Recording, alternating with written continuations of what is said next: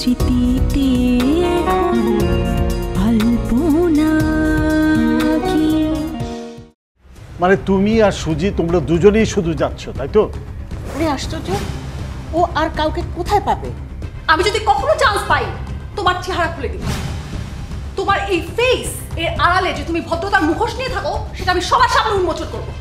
কাকুলি, কাকুলি তুমি বোঝার চেষ্টা করো। তুই আমাকে বল, শিহাব যদি এরকম করতো তাহলে তুই কি করতি? যদি তিথির সাথে শিহাব চলে যেত তাহলে তাহলে কি করতি? বাবা, শিহাব তো তিথির সাথেই গেছে। ও হ্যাঁ হ্যাঁ, শিহাব তো তিথির সাথে। আচ্ছা, আই এম সরি। তুমি কোথায় যাবে না যাবে সেটা বাবা জানবে না? বাবার অনুমতি লাগবে না তোমার? অনুমতি? আশ্চর্য, তোর বাবা কোথায় যাচ্ছে না যাচ্ছে আমার কোনোদিন অনুমতি নিয়েছে? আমি কেন নিব? হ্যাঁ, তারপরেও আমি তোর বাবাকে বলেছি, আমি সুজির সাথে ঘুরতে যাব। তোর বাবা রাজি হয়েছে। বলেছো? কই, বাবা তো সেটা বললো না। ভুলে গেছে হয়তো। বললো যাও, আমার তো কোনো সমস্যা নেই। মা, বাবা হয়তো এদিক সেদিক ঘোরার কথা বলেছে, তুমি যে এত দূর যাবে সেটা তো বলেনি বাবা। কি আশ্চর্য, সুজি এতদিন পর দেশে এসেছে, ও একটা শখ করেছে, আমি ওর শখ পূরণ করব না?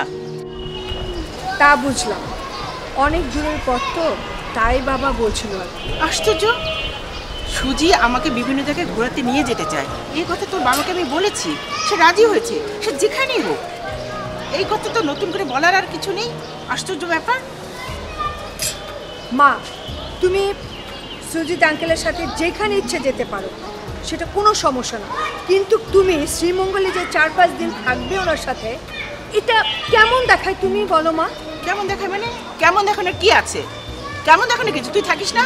মা, আমি কখনো কোথাও একা যে কারোর সাথে থাকিনি। তুই থাকিস নি, আমি থাকবো, তোর কোনো সমস্যা? মা, মা তুমি কি সমস্যাটা বুঝতে পারছো না? কি সমস্যা? না, আমি বুঝতে পারছি না। এই, তুই আমার মেয়ে, তুই তোর মাকে চিনিস না? তোর মাকে তুই সন্দেহ করছিস? সে কি করতে পারে আর কি না পারে তোর কি জানা নেই? না মা, আমি সন্দেহের কথা বলছি না। তাহলে এই কথা কেন আসছে?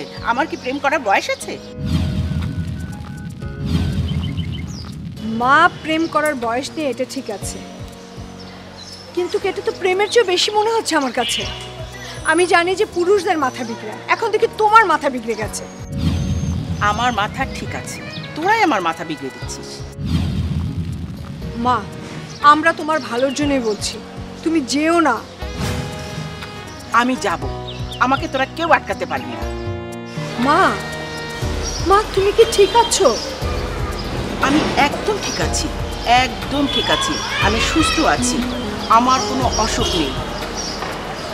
তবে হ্যাঁ, আমি চাইবো আমার অসুখ হোক। এর আগেও আমি শ্রীমঙ্গলে গেছি, তখন আমার জ্বর হয়েছিল। এবারও আমি শ্রীমঙ্গলে গিয়ে আল্লাহর কাছে প্রার্থনা করব আমার জন্য একদিনের জন্য হলেও জ্বর আসে, আর আমি জ্বরে কাতরাবো।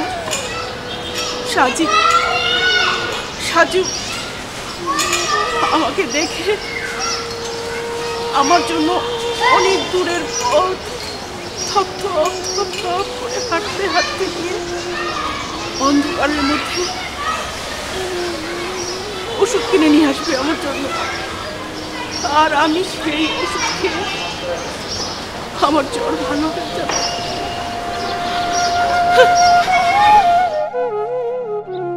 মা, মা,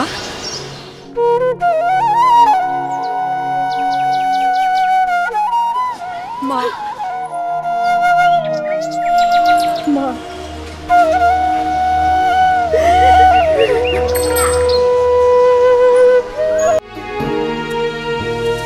চার দেয়ালে মাঝখানে আজ একা আমি থাকি। চার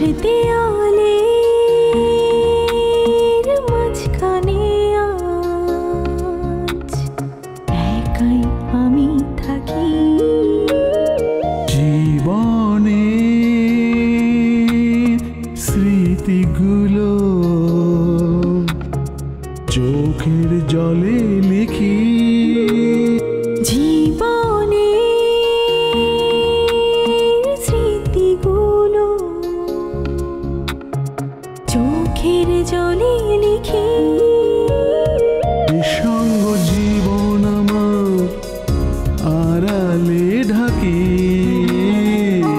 নিঃসঙ্গ জীবন আমার আড়ালে ঢাকি মনের স্মৃতিতে এখন আলপনা কি মনের স্মৃতিতে এখন আলপনা কি মনের স্মৃতিতে এখন আলপনা কি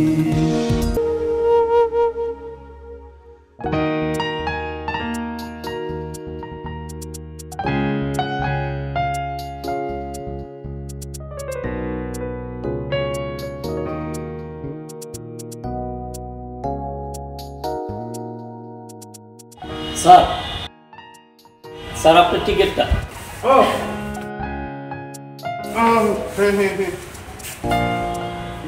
গুড ভেরি গুড স্যার বাকি টাকা রেখে দাও তোমার টিকিট পেতে কোনো সমস্যা হয়নি তো? জি না স্যার, কোনো সমস্যা হয়নি। আমি নিয়মিত যাই, এই জন্য সহজে পেয়ে গেছি। বাহ ভেরি গুড। তোমার গ্রামের বাড়ি কোথায়? স্যার গাজীপুর। গাজীপুরে কোথায়? ছায়াবীথ। ওখানে কে কে আছে? স্যার ওইখানে তো আমার সব, আমার বউ, আমার ছোট্ট একটা মেয়ে আর বুড়ো বাবা। ও মেয়ে ছোট মানে কি অনেক ছোট না স্কুলে পড়ে? না স্যার, প্রাইমারি পাস দেয় না, পড়ালেখা করতেছে, ছাত্রী শরীর খুব ভালো। বাহ ভেরি গুড। আর এমনি কোনো অসুবিধা নেই? না স্যার, কোনো অসুবিধা নেই। মানে স্যার ওই প্রত্যেক সপ্তাহে আর কি যাইতে হয়। কেন? ওই মেয়েটা অসুস্থ থাকে সারা বছর, রোগে ভোগে, ডাক্তার দেখে। কি অসুখ? স্যার বলতে পারি না, ডাক্তারও বলতে পারে না। গরিবের মানুষ তো, গরিবের অনেক দুঃখ হয়। আচ্ছা তুমি একটা কাজ করো, তুমি একটা সময় আমার সাথে রুমে দেখা করো। হ্যাঁ জি স্যার। সালাম। ওয়ালাইকুম আসসালাম। Thank you. জি স্যার।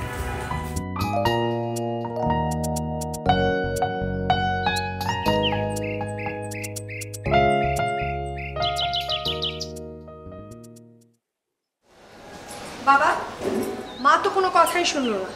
শুনুক না, যেতে দে। আরে ও তো কোনো কথা শুনবে না, আমি জানি এবং বুঝে গেছি যে ও কোনো কথা শুনবে না। আশ্চর্য, কিন্তু আমি একটা জিনিস অবাক হচ্ছি যে এই লোকটা সম্পর্কে আমি জীবনে কোনোদিন কোনো তথ্য জানি না। আজ তার জন্য তোর মা সমাজ, সংসার, দায়িত্ব, ছেলে মেয়ে সব কিছু ফেলে রেখে চলে গেল।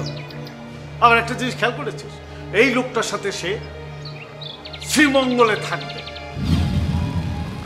জানি না বাবা, তবে মার মধ্যে এর আগে কখনো এরকম দেখিনি।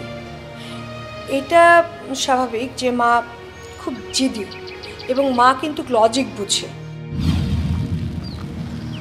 মা যেটা করছে নিশ্চয়ই এর পিছনে কোনো উদ্দেশ্য আছে। কিসের উদ্দেশ্য? এটা তোর মায়ের খামখেয়ালিপনা, এটা তার পাগলামি। পাগলামি বলো আর যাই বলো, মার ইমোশনটা কিন্তু তীক্ষ্ণ। না হলে মা কেন বললো যে মাকে তুমি এর আগে কখনো কোথাও নিয়ে যাওনি? এগুলি কেন বলেছে জানো? মার অপূর্ণতা থেকে, যেটা মা কখনোই প্রকাশ করতে পারেনি। আর সাজিদ আঙ্কেল এসে মার সেই অপূর্ণতাগুলিকে জাগিয়ে দিয়েছে। মাকে মনে করে দিয়েছে যে মার অনেক কিছু পাওয়ার ছিল, যেটা তুমি মাকে কখনো দাওনি। আরে আমি দেইনি বলে সে আরেকজনের কাছ থেকে সব নেবে নাকি? সব নেবার কথা তো আমি বলিনি বাবা। আরে সব না হলে এটা কি? সে আরেকজন পুরুষের সাথে ঘুরবে, তার সাথে বাংলোতে থাকবে, এটা কেমন কথা বল? একটা বয়সে মানুষ ভুল করে, যেটা মানুষের মনের ভেতরে থেকে যায়। আর মা সে তার অপ্রাপ্তির কথাগুলি বলেছে। আচ্ছা বাবা, মার পুরনো বন্ধু এসে মাকে নিয়ে যদি একটু ঘুরতে যায়, মাকে নিয়ে একটু বেড়ায়, তাতে অসুবিধা কোথায়? মা যদি এতে একটু শান্তি পায়, তাতে সমস্যা তো নাই বাবা। মানুষের জীবন কয়দিনের বলো? ছোট্ট একটা জীবন, দ্বিতীয়বার তো আর কেউ আসবে না এই পৃথিবীতে। আচ্ছা সেটা তো সে আমাকে বলতে পারতো, আমি তার অপূর্ণতাকে পূর্ণ করে দিতাম। সে তো আমাকে কখনো বলেনি। অভিমানে বলেনি। তুমি তো মাকে কখনো বুঝোইনি। মা সারা জীবন বুকের ভেতরে এক ধরনের কষ্ট চেপেছিল। দিয়েছো মাকে কখনো সময় বাবা? কখনো দাওনি। আর আজ যদি একটা মানুষ এসে মা সেই অপূর্ণতা থেকে পূর্ণ করে দেয়, মাকে একটু শান্তি দেয়। তাতে তাতে অসুবিধা কোথায় বাবা? তুমি চাইলেও এখন মাকে আর আটকাতে পারবে না।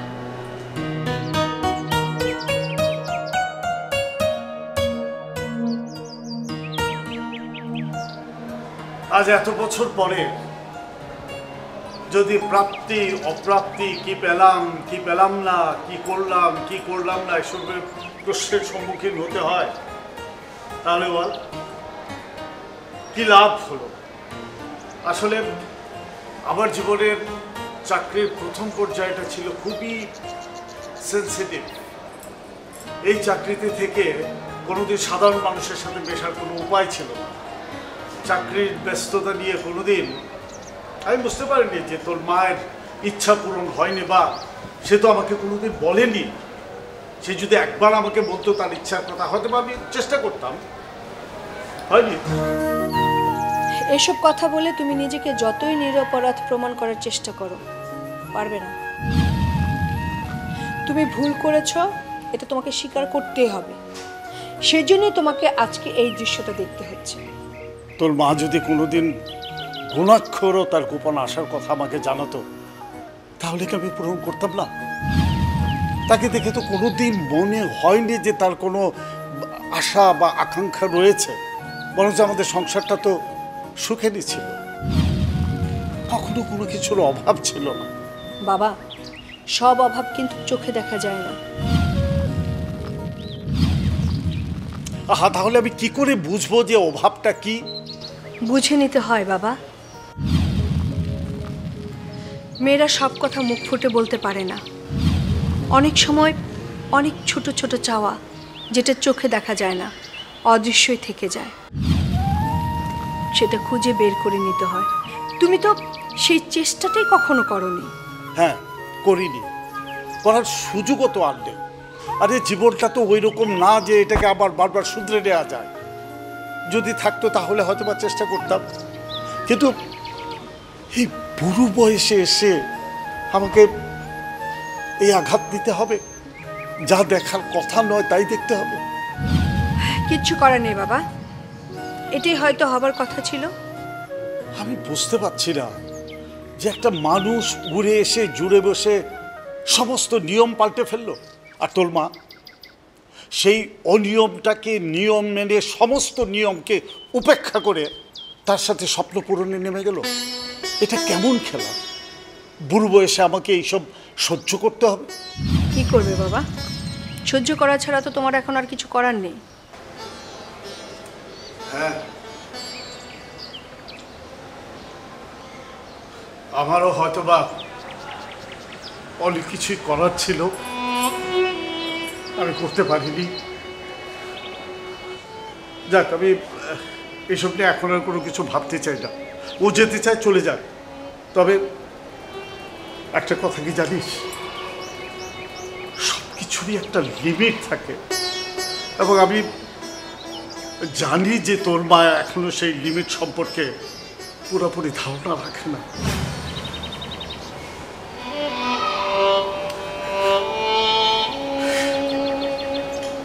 বাবা, তুমি এত চিন্তা করো না।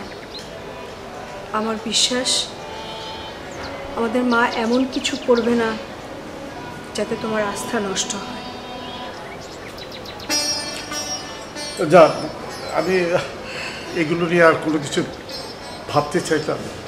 তুই ডিবির কাছে যা। যাচ্ছি বাবা, যাও, তুমিও যে ঘুমিয়ে পড়ো।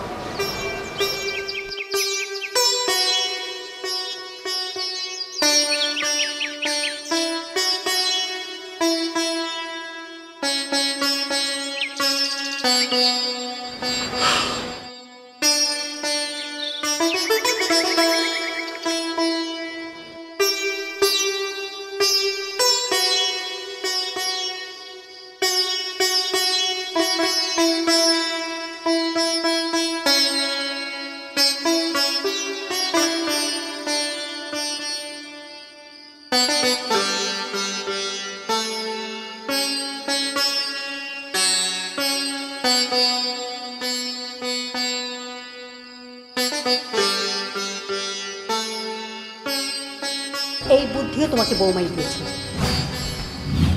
আর বৌমার সাথে আজকাল যুক্ত হয়েছে ওই নেহা। ওরা দুইজনে মিলেই তোমাকে চালাচ্ছে, আর তুমিও তাদের কথায় পুতুলের মতো নাচছো। সাবেরি,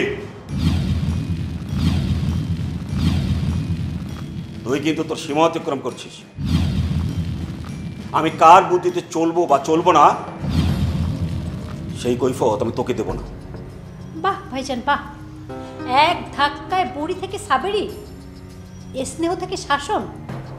দেখ, তোর এই সমস্ত আজে বাজে কথা শোনার মতো সময় আমার নেই।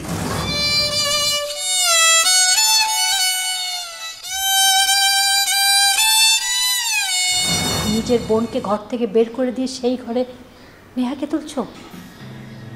তোমার এতটুকু খারাপ লাগছে না ভাইজান? দেখ সাবিরি, আমার বাড়িতে কে কোথায় থাকবে সেই সিদ্ধান্তটা আমি নেব। কারো হুকুম শুনতে আমি বাধ্য নই। তোকে যেটা বলেছি সেটা কর, রুমটা ছেড়ে দে, ওই রুমে চলে যা। যদি না যাই তুমি আমাকে বের করে দিবে? তুই যদি সেরকম মনে করিস তাহলে তো আমার কিছু করার নেই।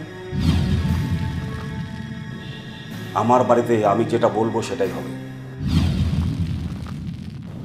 সেটা যদি কারো পছন্দ হয় সে থাকবে, আর যদি পছন্দ না হয় তাহলে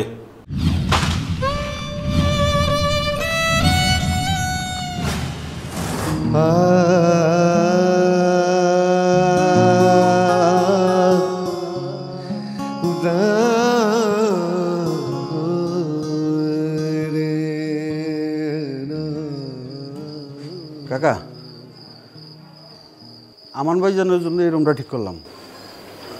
ঠিক আছে, ভালো হয়েছে। কাকা, আপনি ঘুমাবেন না? আপনি রুমটা ঠিক করে দিই, মশারিটা নাই দিই। ঘুমাস না রে?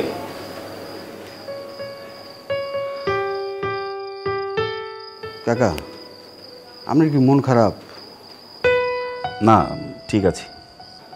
হ কাকা, আপনার মনটা খারাপ। এত বছর ধরে আপনার সাথে আছি, আপনার মন খারাপ আমি বুঝুম না? কাকা, আপনি চিন্তা করেন না। ফুফুটু রাগ করছে, রাগ করে না লেগে আছে। রাগ থামলে আবার চলে আইব, দেখেন। না রে, ও আসবে না। আমার বোন তো, আমি ওকে চিনি।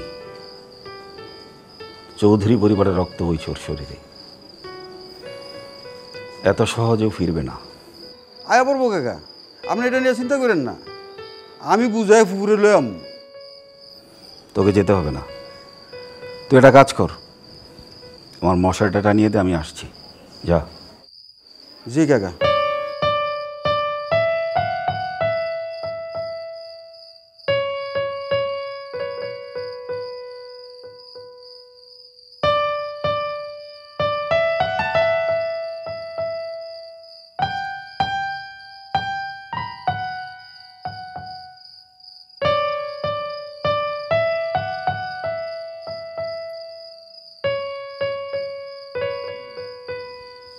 কামরুল, এই রুমের লাইটগুলো অফ করে দিয়া যা। আসতেছি।